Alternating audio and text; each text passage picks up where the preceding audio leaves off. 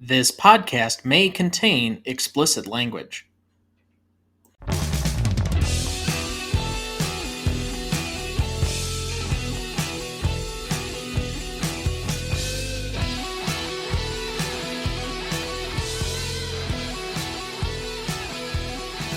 Welcome to the Greatest Movie of All Time podcast, the show that uses a unique grading style to redefine what the greatest movies are. I'm Tom Duncan. What is his problem? I just thought of something stupid. I'm sorry. I almost went out and went, and I'm Dana Duncan. Just to see your reaction. And I thought, I better not. But then it just broke me up. I'm definitely keeping this. Okay. And I'm Dana. I can't. Just a second. Tom, can't you just say it with Dana Duncan? I think you just did. And I'm Dana Duncan. We also welcome our returning celebrity guest scorer and resident Howard Hawks aficionado, my mother, Christine Duncan. Hello, everyone. Welcome back to the show. Thank you. Even if I'm not sure Dad knows which show he's on.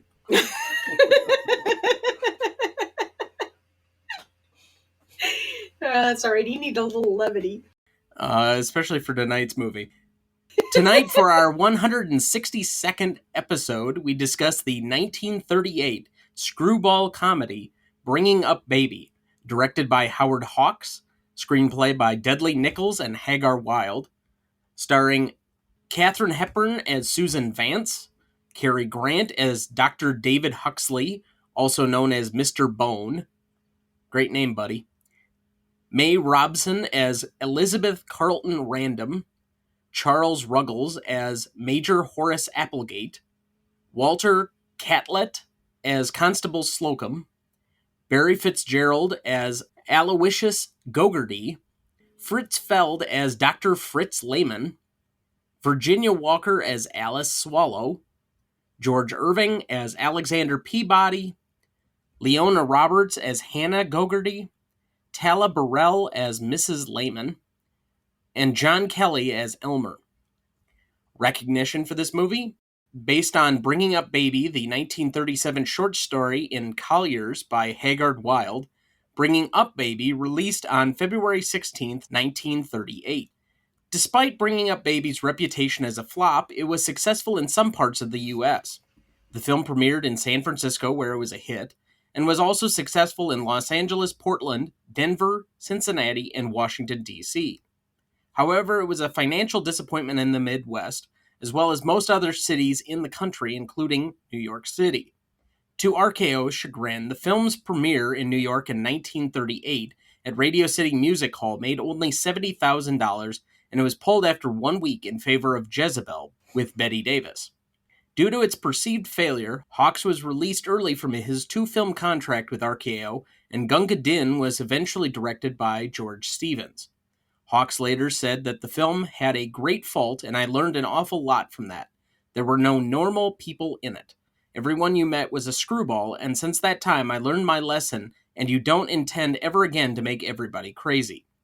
The director went on to work with RKO on 3 films over the next decade. The popularity of Bringing Up Baby has increased since it was shown on television during the 1950s, and by the 1960s, film analysts, including the writers at Cahiers du Cinéma in France, affirmed the film's quality. In a rebuttal of fellow New York Times critic Nugent's scathing review of the film at the time, A.O. Scott has said that you'll find yourself amazed at its freshness, its vigor, and its brilliant qualities, undiminished after 65 years, and likely to withstand repeated viewings. Are we sure that was A.O. Scott? That seemed awfully nice. Yeah, I would have a definite question as to whether he's ever been nice to anyone about a film. Leonard Maltin stated that it is now considered the definitive screwball comedy and one of the fastest, funniest films ever made. Grand performances by all. Bringing Up Baby has been adapted several times, including Man's Favorite Sport, What's Up, Doc?, the French film Une Femme ou Deux, I hope I got that right, and Who's That Girl? In 1990, the second year of the National Film Registry, Bringing Up Baby was selected for preservation. Entertainment Weekly voted the film 24th on its list of greatest films. In 2000, readers of Total Film magazine voted it the 47th greatest comedy film of all time. Premiere ranked Cary Grant's performance as Dr. David Huxley 68th on its list of 100 all-time greatest performances, and ranked Susan Vance 21st on its list of 100 all-time greatest movie characters. The National Society of Film Critics also included Bringing Up Baby in their 100 essential films, considering it to be arguably the director's best film. The film was also recognized by the American Film Institute in the following lists. For 1998, it was on AFI's 100 Years 100 Movies at number 97.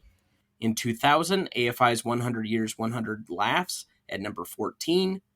In 2002, AFI's 100 Years 100 Passions at number 51. In 2005, AFI's 100 Years 100 Movie Quotes, Dr. David Huxley, "It isn't that I don't like you, Susan, because, after all, in moments of quiet, I'm strangely drawn toward you. But, well, there haven't been any quiet moments," was a nominated line. In 2007, for AFI's 100 Years 100 Movies, its 10th anniversary edition, it was voted number 88. And in 2008, for AFI's 10 Top 10 list, it was a nominated romantic comedy film. Bringing Up Baby currently holds a 95% among critics on Rotten Tomatoes, a 91 score on Metacritic, and a 3.9 out of 5 on Letterboxd. So, I think that I was the only one, if I remember right, who had a prior relationship with this film. I had never seen the film before, actually, and I have seen a lot of Cary Grant films. And a lot of Katherine Hepburn films, too. Yes, and a lot of Katherine Hepburn films, too, yes. So this was a first for me. I remember watching it during the pandemic because it was one of the movies that was on the AFI list, like I mentioned, and I was trying to cross it off among a lot of other films.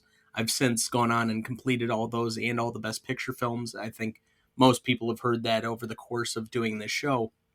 But I remember watching it with Sarah and being pleasantly surprised at how funny I thought it still was I guess it's 85 years later now.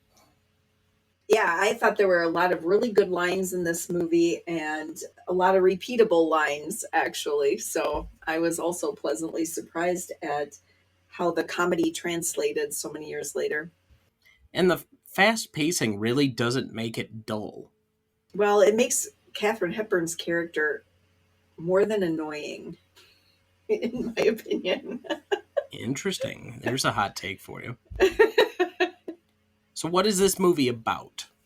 Well, in my opinion, I think it's about the professor, Dr. Huxley, played by Cary Grant, trying to get the $1 million fund for his museum. The beginning opens and he's got this big dinosaur and he's missing a few pieces and he needs the money to continue to preserve that.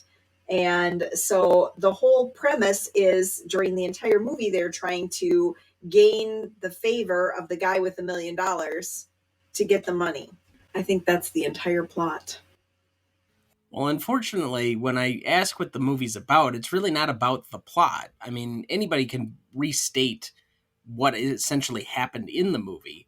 I'm always trying to look at what the potential of the subtext, the story that is underneath it. And really, I struggled with this, as you both know. I think the best I could say, because this isn't a film with a lot of subtext to it, it's very overt in a lot of its themes, if you could even say that, is a lot of our important relationships can come out of absolutely nowhere, and they manifest themselves in completely unexpected ways and unexpected people. When you said that, it reminded me of Dad's old saying, where there's for every goose, there's a gander. And even though Dr. Huxley in this movie had a different fiance that probably suited him much better, Katherine Hepburn's character didn't have her gander. So I guess it just goes to show that even if you're an annoying female, there's somebody out there willing to put up with you. Am I supposed to comment now? Sure, go ahead. Okay. Well, anyway, I had down it's a rom-com and discusses the strange way couples sometimes become a couple. I mean, there's a reason why on cruise ships and they do, these game shows and such, they'll ask couples how they met, and the one who usually has the most bizarre story wins the prize.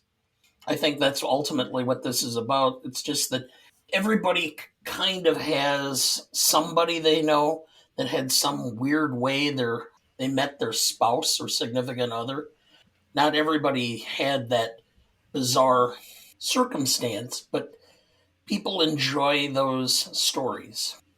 Well, not everybody can meet each other at a wedding or across a crowded room or, in some blind date. Sometimes it is the disappointment of that one episode in the second season of How I Met Your Mother. Oh, I didn't tell you How I Met Your Mother? Great story. It was at a bar. That was the whole story. Yes, at a wedding. I can relate to that one. Or in a dance hall.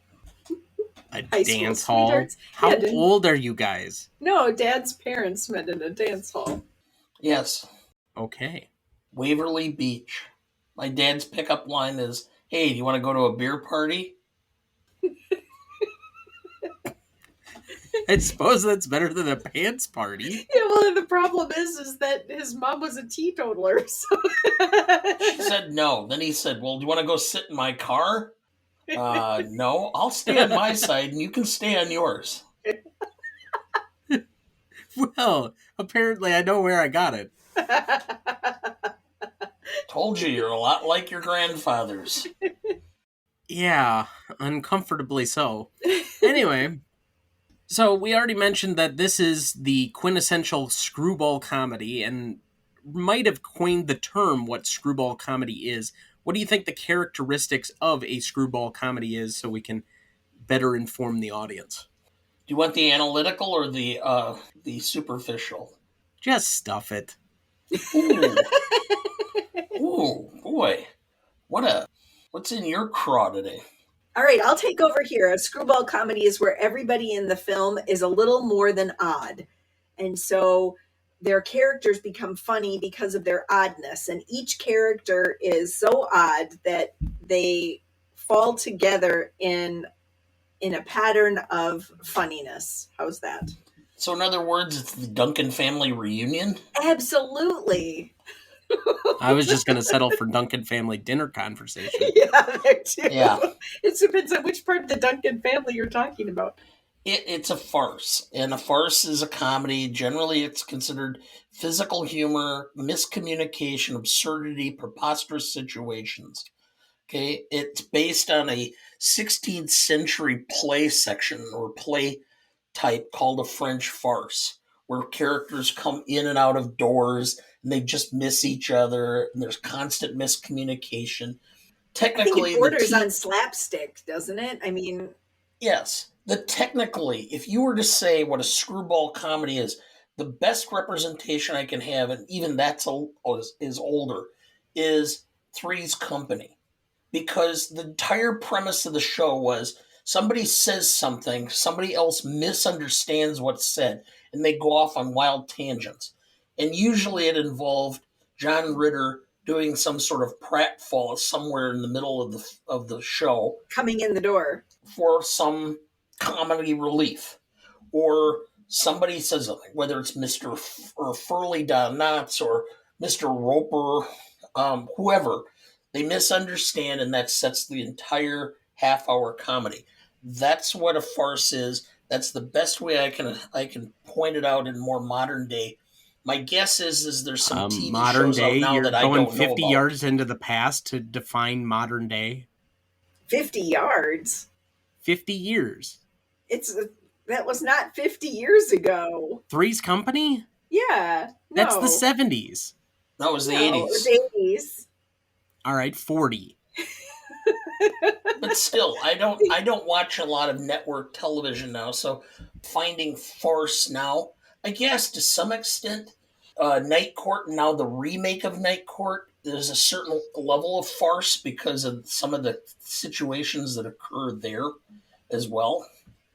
I think you could find a little bit more relevant example, but to be fair, comedy is seemingly dead at the moment, or at least the notion of what comedy used to be. Well, I don't know. Only Murders has some of that same I farcical suppose, tone to it. Yes. but it's borrowing from performers who probably did it at the time that it was in its heyday, like Steve Martin. So I looked it up. Okay, so they say the Grand Budapest Hotel has also remnants of that same farce, Yes. Sure, I right? could buy that. Shrinking would be technically a farce because of some of the absurdities and some of the misunderstandings and things that go and how people do things in tangents. There's a certain element of farcical nature to that show as well.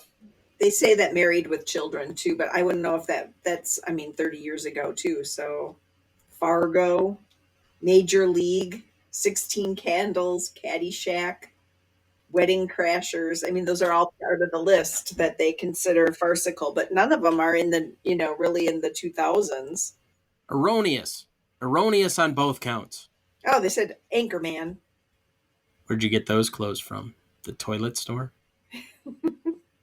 I mean, there are some, but they're not as common. And some of the other ones I haven't seen. Or have you seen them and don't remember them? No, I have not seen them. One of the top ones on the list is a movie called Game Night, and I'm not familiar with that movie. We went to see it in the theater. No. Oh, yeah, Yes, we we did. did. Yes, we did. Yes, okay. Steve Carell and Yeah. Oh my Yeah. God, really? You did Yeah. it again on the air? Again on the air.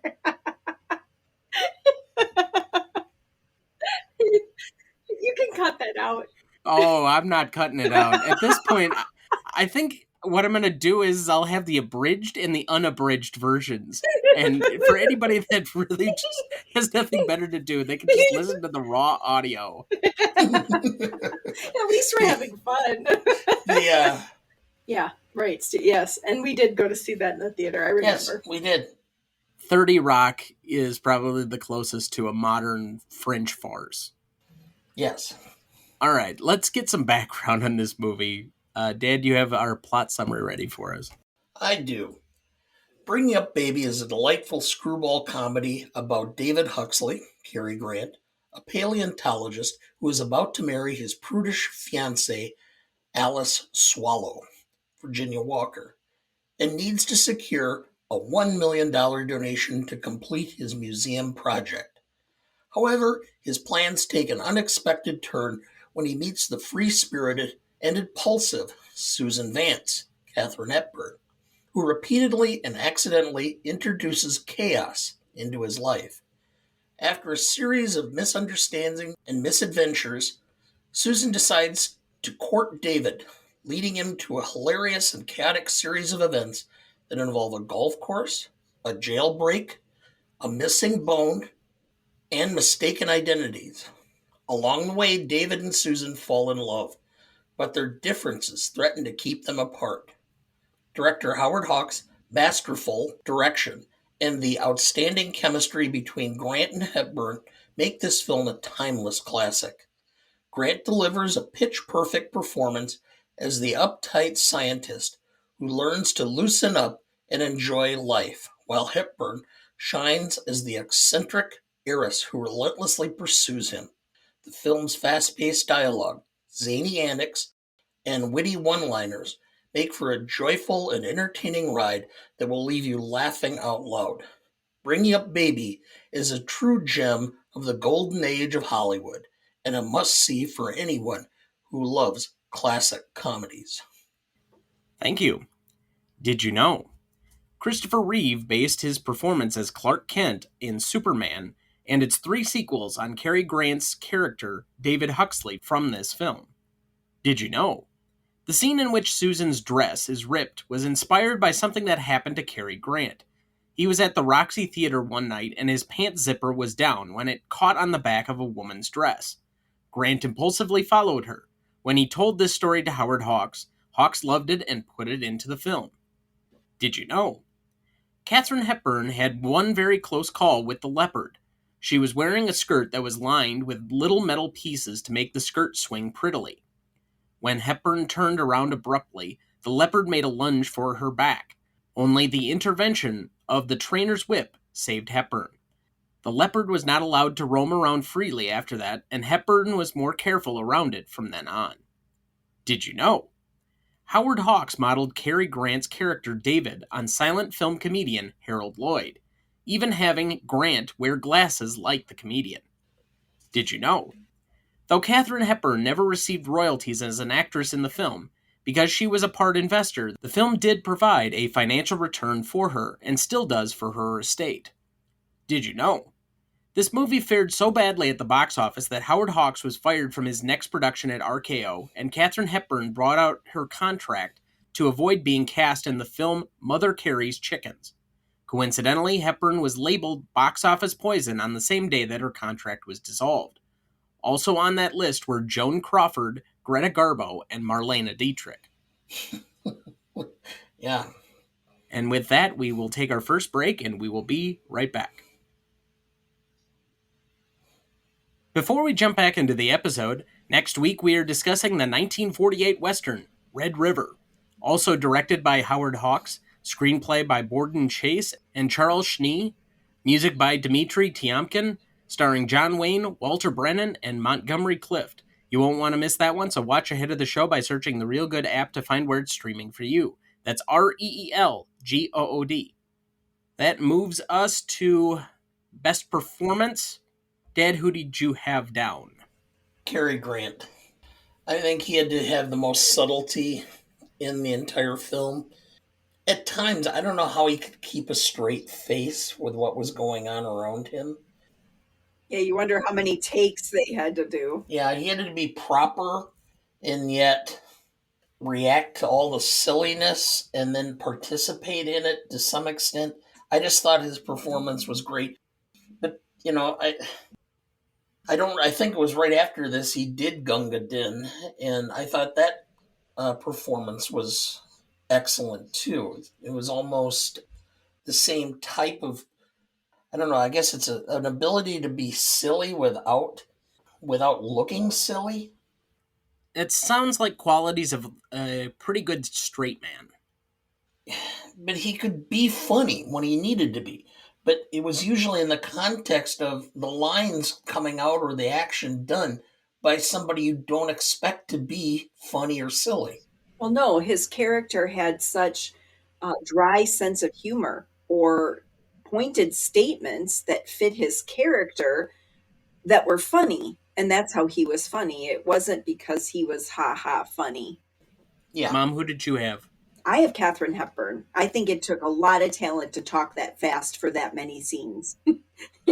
She would just talk circles around everybody. And it got to the point, I think, in some of the film that it was really hard to follow her because she was just talking so fast and in circles. So I think you really had to be paying attention to what she was saying.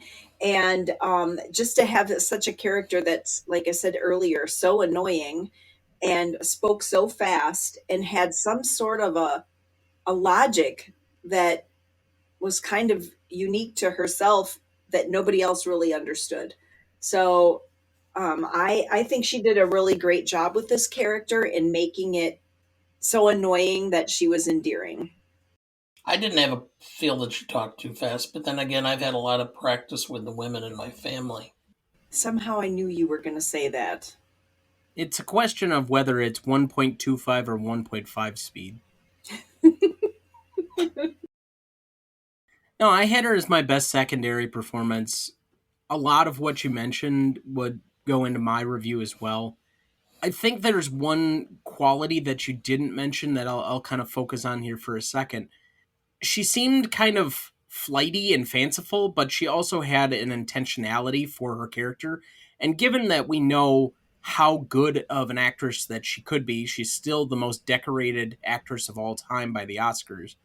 To see somebody kind of in this silliness, in an element that would require a lot more concentration by lesser people, she seems to be able to naturally gravitate into this and create a character that, as you keep saying, is annoying. I don't necessarily agree, but is clearly her own. I don't think this is a repeatable character across multiple films or that multiple people could necessarily play. I think this is something that she distinctly had to do and created the character as a result of it. Well, I think she's a really strong woman, or was a really strong woman in her own right. And I think that she puts that into this character too. That even though she's flighty and whatever, she has a strong will, and she's going to prevail no matter what. And she doesn't know, or it doesn't make any difference what's in her way. Yeah, there's definitely a lot of agency to her character that is unique for this era in film. I don't remember a lot of other female leads that could basically say they wanted something and then go get it, and you were rooting for them in a way from this era. It was usually at the whim of the men. It's reversed a lot of that trope in the last, I would say, 30, 40 years of comedy, where it seems like the men are usually dolts and the women are usually the stronger of the two characters. Maybe that's why this has translated so well across time. But at this point in time, you're coming from the Rhett Butler school of things, although this is a year before Rhett Butler. But regardless, you're still getting that type of or archetype of character where the man is always in control. And we see that in one of their next movies together, The Philadelphia Story, where Cary Grant's kind of always got the upper hand, and she's kind of the floozy that doesn't really understand what's going on and has to kind of be brought along as things go. And eventually she winds up in his arms because of his great master plan. It's the reverse of that in this movie. For me, best performance, though, I went with director Howard Hawks, partly because of the tone and the establishment of the line reading, the quick cuts, the screwball nature of everybody that was involved. I just think that that's the number one takeaway for me when I think about this film is just how quickly paced it is and how much the comedy is influenced by that pace. And that's only done through the masterful hand of somebody who clearly had a vision for what they wanted out of this movie. I had Hawks as my secondary performance for some of the same reasons, but when the comments were made that everybody in this film was screwy, no, not everybody in this film was screwy. There were several people that were not, but they were put in unusual circumstances so that their normal behavior became screwy. I would guess that the constable or the police officer, police chief in this would normally not be considered screwy, but when you put all these screwballs around him, he just ends up being put in a position he's not used to and totters off center. And the same with the aunt.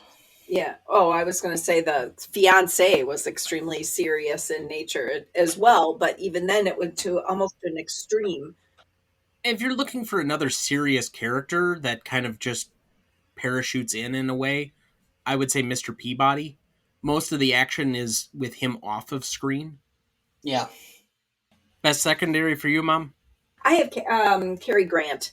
I think too, it took a lot for him to be completely straight when Katherine Hepburn was, like I said, talking in circles around him and saying funny things, and he seemed to really keep it together, and then deliver some really dry one-liners that you had to sit back and kind of chuckle about. So I have him as my secondary performance.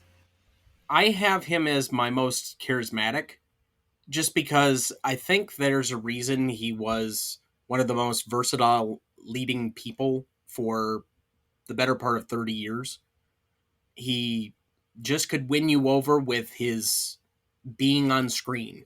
I really there's an ineffable quality that he seemingly had, that he was placed in doing movies, and that was where he was supposed to be. I would compare him to the modern day George Clooney in that way. I mean, he just has to appear, and there's just something suave going on in the film, and everybody's enthralled with what's happening. So Be glad we're not doing video for this, because the weird shoulder movements that you just had.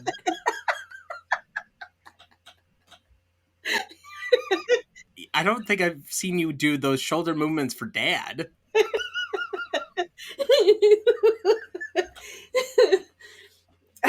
not in any way. That's not what I meant. I mean, the way that they carry themselves, it's just. I'm glad I'm entertaining for at least the two of you this evening. Yeah, wait till we put this on YouTube. Oh, there's a chance at some point we would live broadcast these. Yeah. I haven't given my most charismatic. It's Katherine Hepburn. I agree. Because, after all, she was box office poison. And I think this movie, she really did have a certain element of charm. Part of the problem that I think a lot of people had with her is she came across as such a hard-boiled person or personality. She turned a lot of people off. And I think this kind of presented her in another light that people didn't necessarily expect. Let's move to best scene then. I have down par for the course, so the opening area on the golf course. Dinner mishaps, which is the ripped bottoms, let's say. Here's Baby, the introduction of the leopard. Going to Connecticut. George buries a bone. Leopard mating call. Through the woods, which is them trying to find Baby in the woods. Leopard mix-up, when they let loose the, let's say, non-tame leopard. In jail, and then back at the museum, the final scene. Any others that you think I should have included? No. No, as long as in that part with the mating call, you have him getting up and trying to follow the dog during the entire dinner. I had that more during George buries a bone, but... Yes. But it's not really the same because it happened that the mating call and the dinner party were all at the same time. Well, those two things kind of blended together, but given that the whole burying of the bone was a therefore because of, I would include it more with that than the mating call itself. Best scene, what do you have down? I have the dress rip where he's trying to cover her up and trying to hide her backside on a continual basis up the stairs and around, and I just think that's hysterical as he's trying to follow her. And especially in the 1930s, you just didn't show any of that stuff, so it was at the right time. For me, it was the farmhouse, the initial going to Connecticut, because it set the tone for the rest of the film. I mean, the scene with the negligee and Cary Grant coming out and meeting the aunt, and there was just so much in there that was a foreshadow of the rest of the film. I have the mating call. It's one of the very few things that, thinking back on the film, that I really remember as far as setups and the farcical nature of things. And obviously that, you have a mating call from a human going to an actual leopard and the comedy of that. So I think that one, as far as the setup and the joke and everything that had to go into the scene, I'd probably have that. Favorite scene, I'd go with George buries a bone. If you're really looking for the French farce in this movie, it's him walking in one door and then George walking in another and back and forth during the dinner and them trying to talk to him, but he's really not interested because he's just following George. And then he's talking to him about big game hunting, which he has no clue about. Well, for me, it's the golf course because I can relate. There have been many times I have been doing something that was fairly straight and innocuous, and I've had people who completely distort what's going on, and you can't make them understand. They have their own vision of what's occurring and how frustrating it can be that they can't seem to grasp the reality of the situation. So I just related to that. So been there. Most indelible moment? The only thing that I could really remember from watching this film, I think about 3 years ago, was the collapse of the Brontosaurus at the end of the film. For whatever reason, that was like the one thing that really resonated with me, is just that kind of like final parting shot where his life's work seems to have gone up in smoke, but it doesn't matter. Mine was Cary Grant in the negligee and jumping up in the air and saying, "I've gone gay."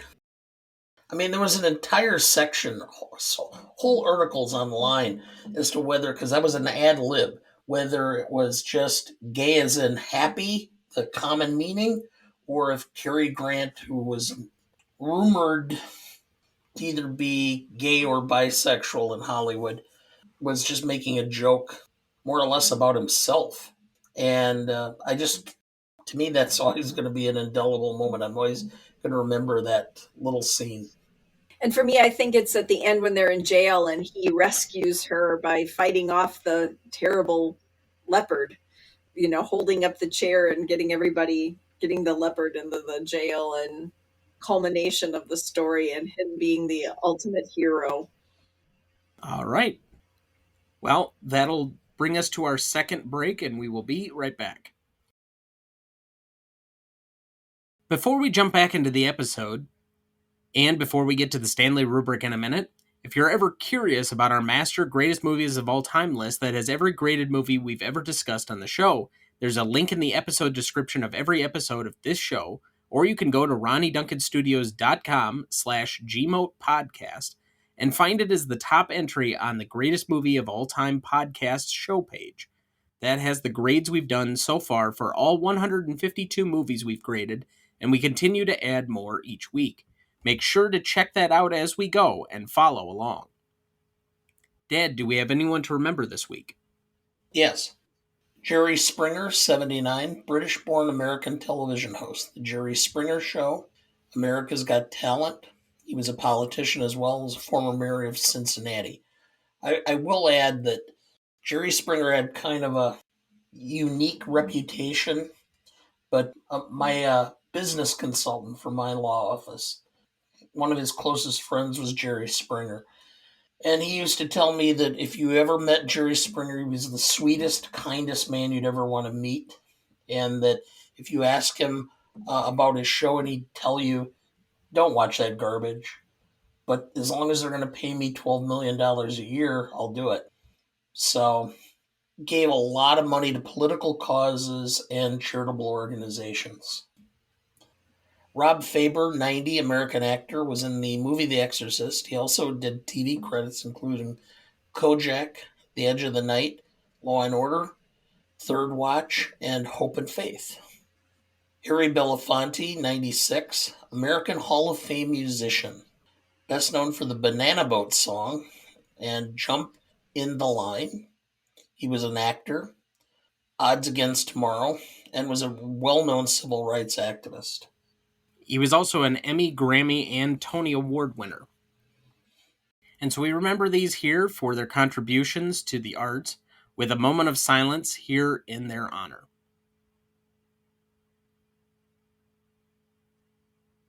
Thank you. Let's move to best funniest lines.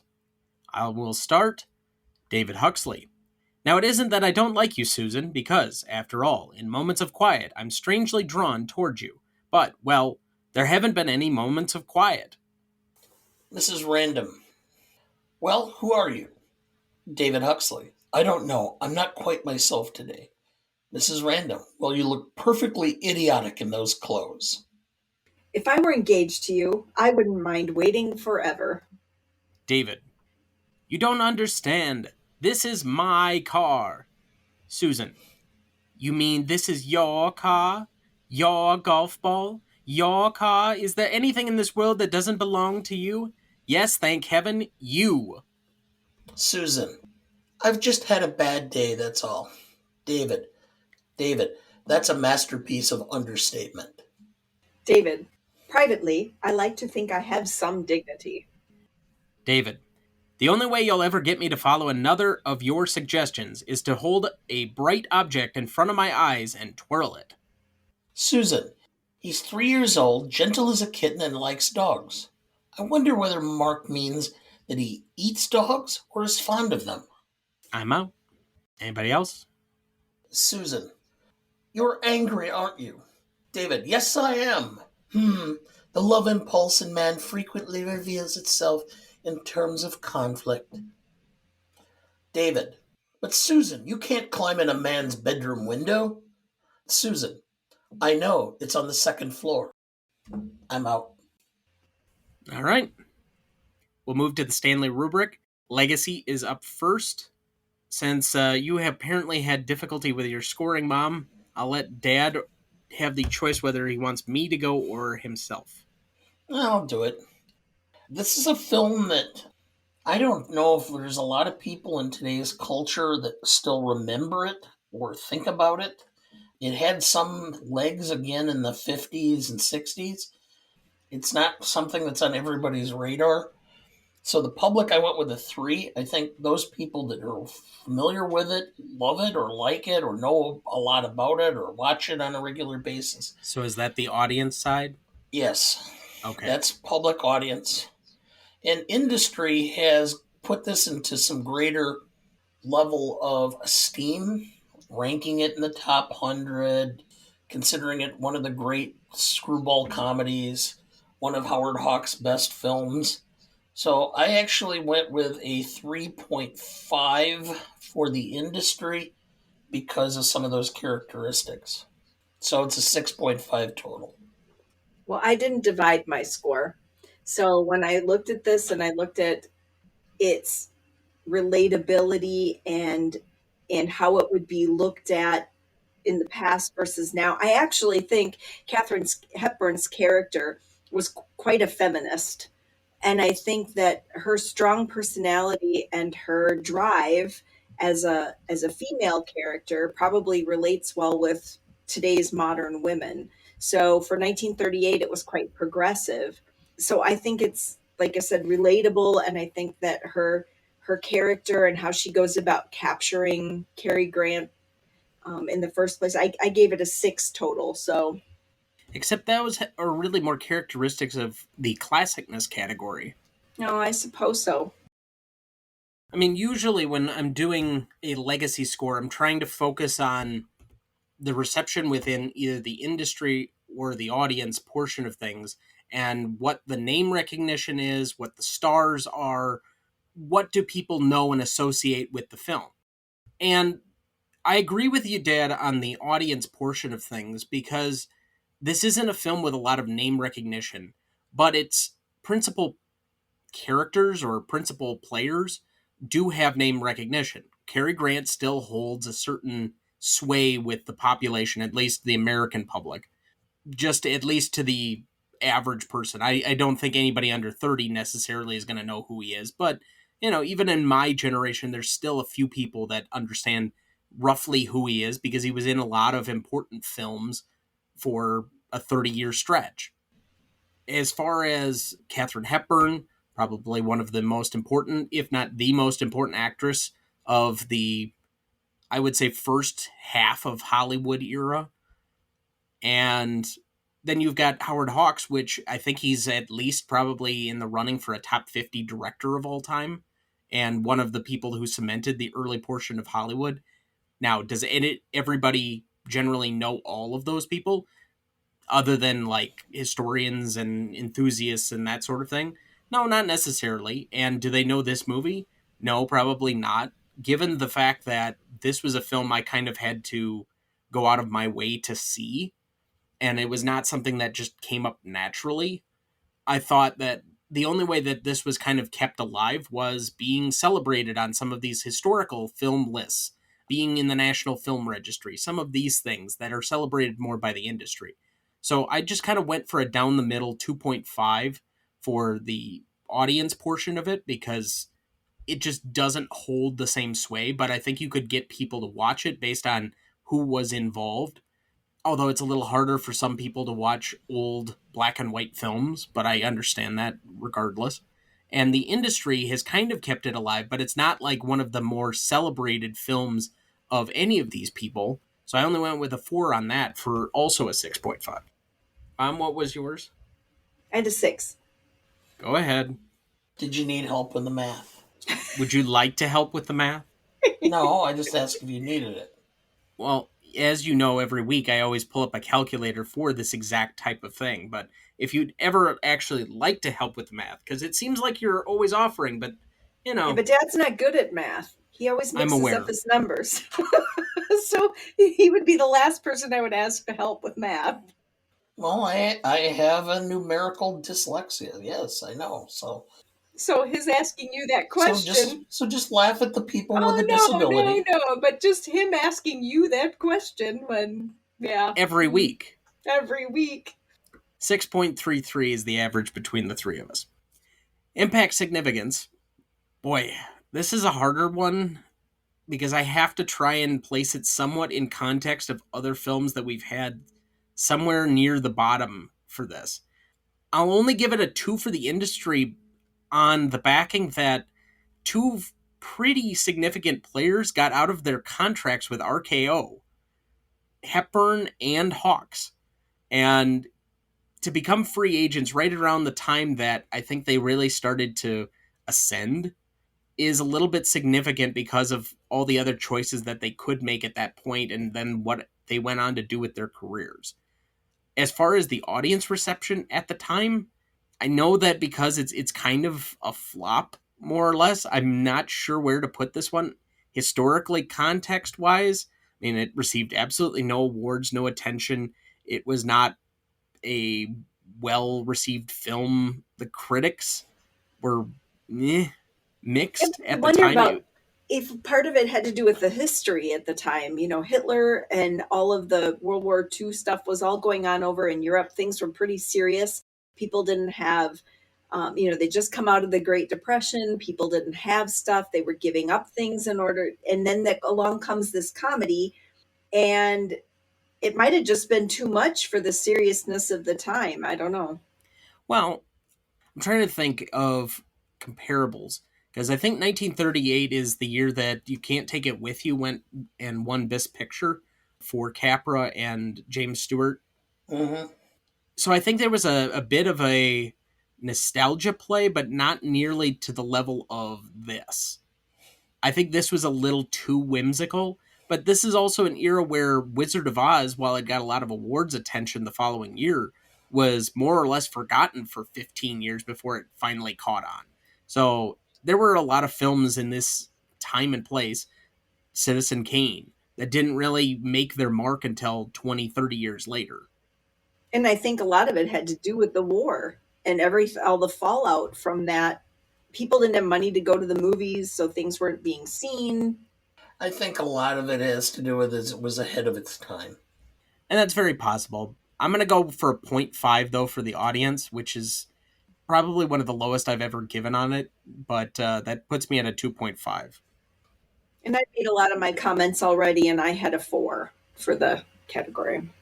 Industry, I went with a 2. And by the way, do you know who basically was running RKO Studios and would have made the decision to release them from their contracts? No. The wealthiest man in the world at that time, Joseph P. Kennedy. K in RKO was for Kennedy. And for the public, I went with a 1. The fact that it did have some popularity in certain regions and cities led me to think a little more of it than just a complete less than a 1. But I couldn't go any more because of the lack of popularity overall. So that's a 3.17 average between the three of us. Novelty, I'm going to pick on you, Ma. I actually had an 8 for novelty. I think with a strong female character, the farcical nature of the film, the fast pace of the film, the Clark Kent-esque Dr. Huxley. I think that, him being a scientist and her being an heiress, putting those two together were a little bit remarkable. So I just thought that it was kind of fresh, and especially for the 1930s. And so I gave it an 8. There were a lot of screwball comedies in the 30s. Not to the extent this was, so I can't give it a lot of higher marks for novelty. I also have to question because even though I agree with Chris that there's a strong female character and some great performances, and the speed and pace of the film was better than anything that had been done before. Cary Grant's character was not very far off from some of the characters he started out playing. He got his start playing in films opposite Mae West. And in fact, the line, why don't you come up and see me sometime, was said to Cary Grant, I believe. And so he was playing that guy who constantly was befuddled because he didn't understand what was going on. It's a lot of times it's somewhat the same basic character. So it's not really a stretch for what he's done. I went the 5.5 for novelty for those reasons.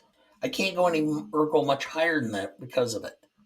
So Hawks was known for doing this type of screwball comedy at the time. We've already talked about another one of his in His Girl Friday. He had a sensibility for how to structure these movies. And given that I don't think this was his first one, it's just his most, let's say, quintessential of this type. It kind of leads me to believe that this is kind of down the middle 5, but I'll give it a bump up for being kind of the screwball comedy of his screwball comedies, and I'll go with a 6.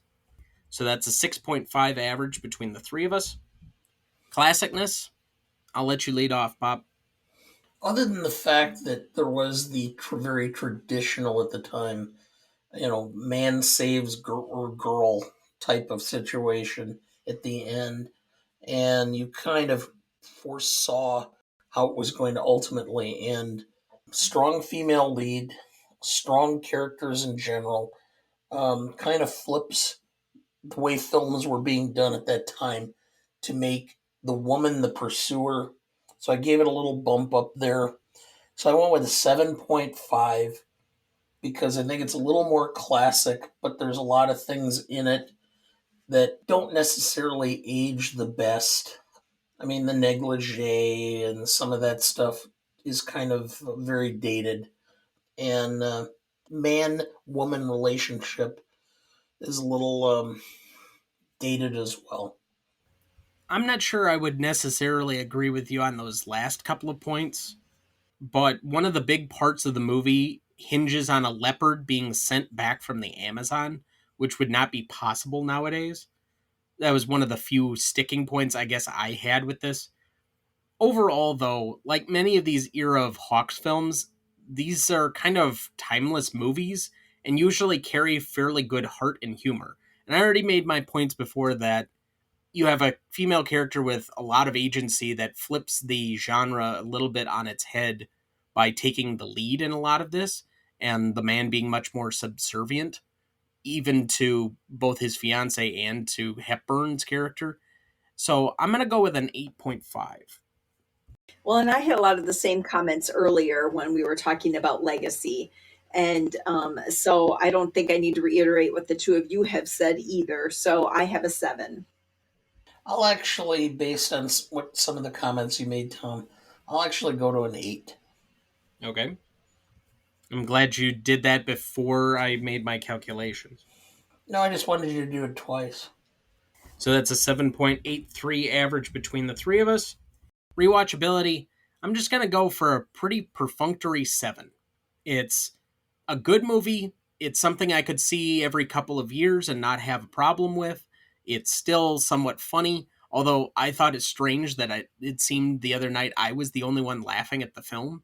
But, I enjoyed this, and I'm surprised still at how well it holds up for being an 85-year film. That's primarily a comedy. So I'll go with a 7. I had a 5. I love old movies and I would see this again, but I'm not in a big hurry to go back and rewatch this film. Like I said, for whatever reason, Katherine Hepburn's character sort of rubbed me the wrong way. And I found that it was almost like nails on a chalkboard when she started talking. So I think 5 for me. Certain characters hit a little too close to home. Yeah. Oh, Yeah. you better be careful. You're going to poison my oatmeal? Well, I am cooking your food currently, so be careful. Mom, the meatloaf. Rewatchability, I had a 7.5. I'll rewatch it again. I'm not going to go out of my way to rewatch it, but if it's on, I'll sit and watch it again for a bit. I may recommend it to somebody to watch because it is kind of fun once in a while to see. So that's a 6.5 average between the three of us. Audience score, we had an 87% for Google users and an 89% for Rotten Tomato users, giving us an 8.8. So to repeat the categories, we had a 6.33 average for legacy, a 3.17 for impact significance, 6.5 for novelty, 7.83 for classicness, a 6.5 for rewatchability, and an 8.8 for audience score, giving us a final total of 39.13. And putting it on our list, between Mr. Roberts and the Waterboy. Yeah. Okay. Final questions or remaining questions. I still don't understand David's character arc in this movie, unless it is to always be at the whim of the woman whose affection he has. He seems to be basically trying to serve his fiance at the start and get the $1 million because it furthers his career, and the only thing he can do is worry about his career. But then Susan gets her hooks in him, and he just becomes doting to her. And so he seems to be the most milquetoast character as far as his relationship ability. He just kind of like goes and gravitates from one woman to the next based on what they want him to do. Well, it's kind of the simple-minded professor. It's the gatekeeper and the keymaster. Let's just let that lie. Thank you, Stay Puffed Marshmallow Man.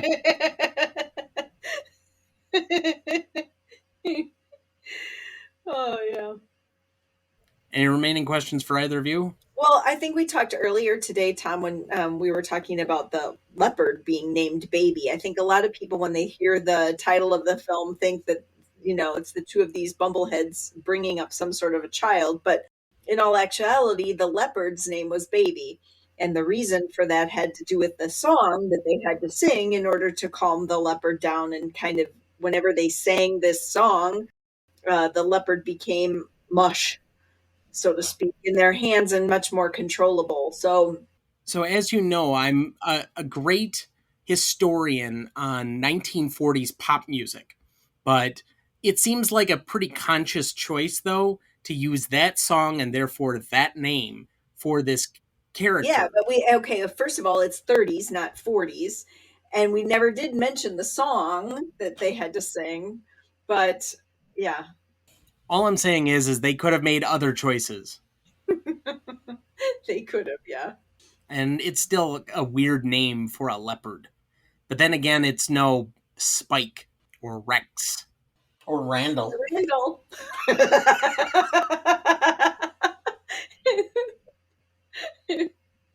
I guess Hollywood always names their offspring some fairly odd names.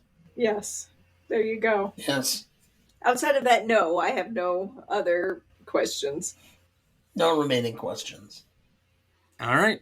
Well, thank you again for being on with us, Mom. You're going to be back a couple of times this year. I think even this coming month. I think so. I think the end of May I'm up again. Yes, for a revisit on a particular movie of maybe one of the great rewatchable movies of all time. Dad, any remaining thoughts for the week? I've been watching History of the World Part 2 as a true Mel Brooks fan. It's holding its own. It's done in the style of Mel. A lot of comedians did the heavy work. Other comedians, Wanda Sykes. I'm trying to remember who else is in it. Kroll. Nick Kroll. Several of them have done pretty good jobs. So it's been entertaining, I'll say the least. And it does kind of bring back that nonsensical, whimsical nature of Mel Brooks and History of the World Part 1. So I've at least enjoyed it. And I would encourage anybody who's a Mel Brooks fan, it's worth watching. Well, that's going to do it for us this week. Thank you for listening. There's 3 times in a man's life when he has the right to yell at the moon. When he marries, when his children come, and when he finishes a job he had to be crazy to start.